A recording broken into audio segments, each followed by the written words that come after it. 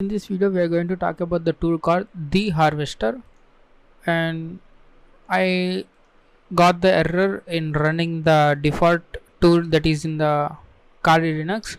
I got this error, table already exists, so that's why what I will do is just I type the Google the harvester and I will get this link github.com and the other name and the harvester. And what you are going to do is you need to clone this to your Kali Linux. To do that, click on this code and click on this clipboard button, that is copy button, to copy this URL. And now what I want to do is just git clone and paste that URL. So after hitting enter this command, you will get a folder called the harvester. What you want to do is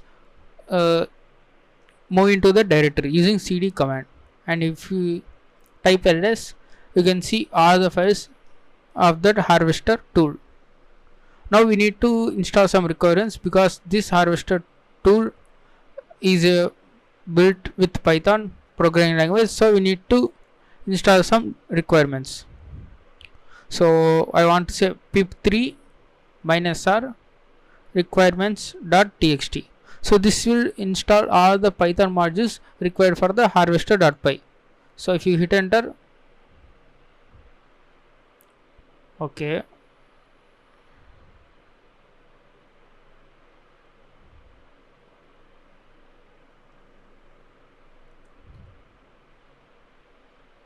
all right.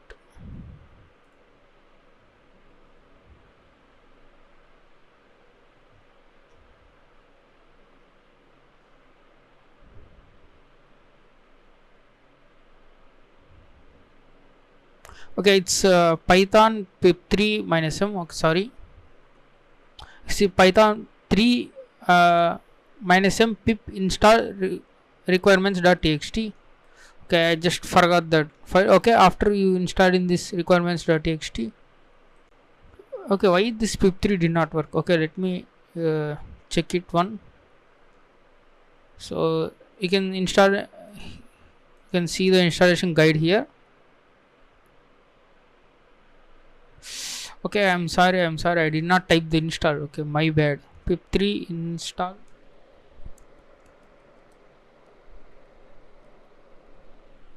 Okay, I did not type the install in the previous command. So pip3 install -r requirements.txt. So it will install all the Python modules I have already installed. That's why we get the requirement already satisfied. So now this is Python 3 based tool. So all you have to type is Python 3 and the harvester.py. So this harvester is a basic enumeration tool. We can get the subdomains and the email addresses of the website or the domain. And what you want to do is you type H for the options. You can see a bunch of options here. D for domain and the limit. You can limit the results to some certain number. And you can take the screenshot of those domains also, and you can specify a particular DNS server, and you can specify the file name and B source. So this is one important option. -b, you can check it as a browser or the search engine. So you want to search for subdomains and the emails of the particular D domain, and from the source either Google or Yahoo or any other search engine. You can see here -b and the source.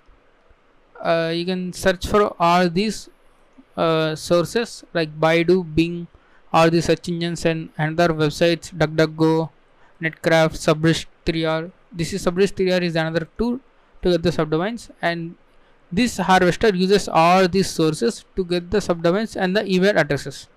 So let us go ahead and run this command. So -d for domain and say microsoft.com.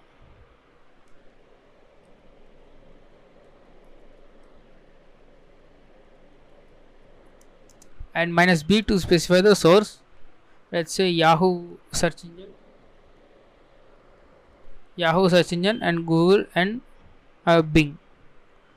I want the results from these three search engines.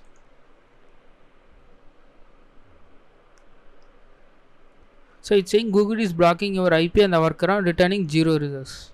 So this tool sends so many packets at the same time. That's why Google will stop uh, your packets and it will block you for some time. So let me remove the Google and we try once again with Yahoo and Bing as a sources. As you can see, there is plenty of information from these two sources, and we have also got the emails found. So these are emails that are related with the Microsoft.com, and you can see there are so many subdomains here: account.microsoft.com, academic.microsoft.com, and their respective IP addresses also. You can see azure.microsoft.com, and you can also pretty much include any other as well. Okay, we have seen Yahoo, Bing. Let's see DuckDuckGo.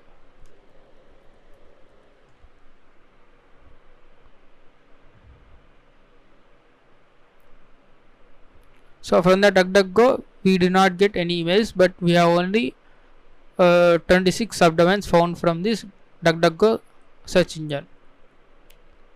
So you can see visualstudio.microsoft.com and the respective IP address and so on. You can see a lot of information.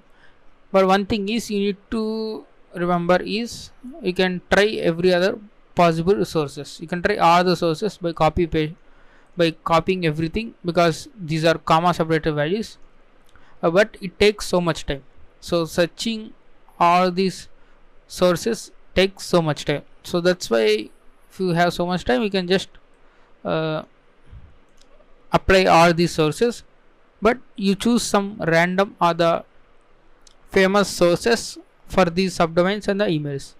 So that's all about this harvester. I hope you have understood.